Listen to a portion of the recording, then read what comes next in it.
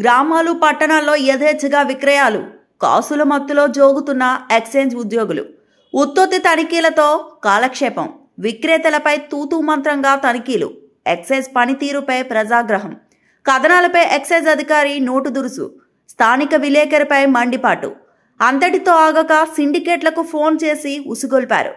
పై స్థాయి అధికారులకు కుచ్చుటోపి, ఫిర్యాదు చేసినా వాటిపై కేసులు నమోదు చేసి మిగతా వాటిని వదిలేసి ఎక్సైజ్ అధికారిపై విచారణ ఏది?